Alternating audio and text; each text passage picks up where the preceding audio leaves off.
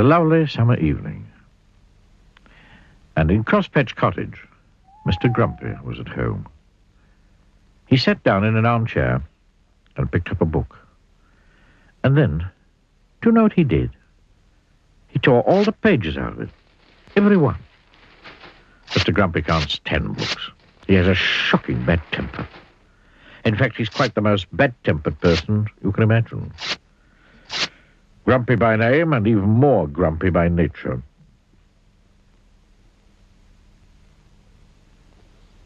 The following morning, he was out in his garden pulling up flowers.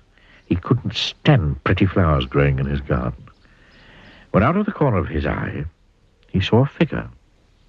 It was Mr. Happy. "Good morning," said Mr. Happy. "Good," said Mr. Grumpy. "What's good about it?" "But," said Mr. Happy. "But nothing," went on Mr. Grumpy. "Get out of my garden." "I beg your pardon," said Mr. Happy. "You heard me," snapped Mr. Grumpy. "Go away." "I say," laughed Mr. Happy, "you're a bad-tempered fellow." "Hum," grunted Mr. Grumpy. "And," went on Mr. Happy, "bad-tempered fellows need to change their ways." "Rubbish," retorted Mr. Grumpy, and went into his cottage, deliberately stepping on Mr. Happy's foot as he passed him. Oh, said Mr. Happy. Bang went the door of Crosspatch Cottage as Mr. Grumpy slammed it behind him. Mr. Happy stood there looking not quite so happy as he normally does. His foot hurt. He thought and thought and thought some more. Then he had an idea. He smiled and went to see Mr. Tickle. Mr. Happy told Mr. Tickle of his idea of how to get Mr. Grumpy to change his ways.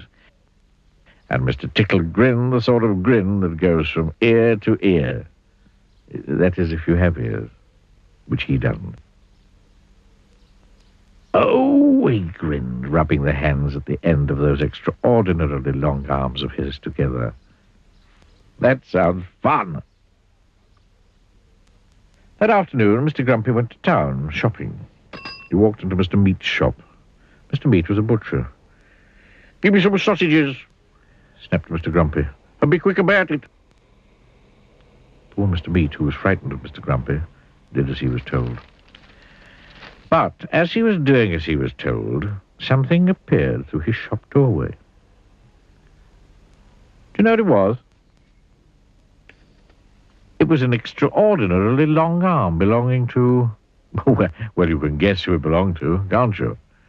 That extraordinarily long arm of Mr. Tickle's came in through the door and across the shop, up to Mr. Grumpy, and tickled him. "Oh!" squeaked Mr. Grumpy in alarm, dropping his sausages and looking round to see what had happened. But could he see anything? He could not. Grunted Mr. Grumpy, and picked up his sausages and went next door to the cake shop. Crash went the door of the shop. "Give me a cake," snapped Mr. Grumpy, "and hurry up."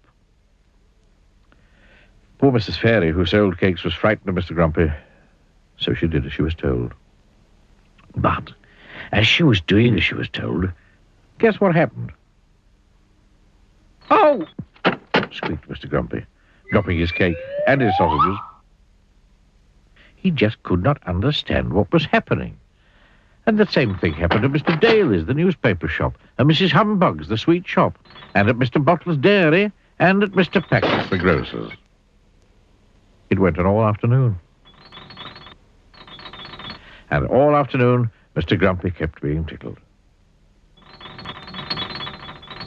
Dropping his shopping, picking it up and being tickled, and dropping his shopping and picking it up and being tickled, and dropping his shopping, and... Oh, he just couldn't understand it. On his way home to Crosspatch Cottage, he met Mr. Happy again. "Hello," said Mr. Happy. Having a nice day?" "Get out of my way," snapped Mr. Grumpy, "before I kick you." But almost before the words had passed his lips, that extraordinarily long arm of Mr. Tickle's had appeared from behind a tree and tickled him yet again. He jumped in the air and dropped all his shopping yet again and fell over. Mr. Happy looked down at Mr. Grumpy lying amid a jumble of sausages and cake and newspapers and sweets and milk and cornflakes. I think he laughed that if you were to change your ways and not be quite so bad-tempered, quite so often, this sort of thing might not happen to you quite so often. Grunted Mr. Grumpy. He picked up all his shopping yet again and went home to Crosspatch Cottage. But on his way, he did think about what Mr. Happy had said, because he very definitely did not like what had happened to him that afternoon. Mr. Happy and Mr. Tickle laughed and shook hands.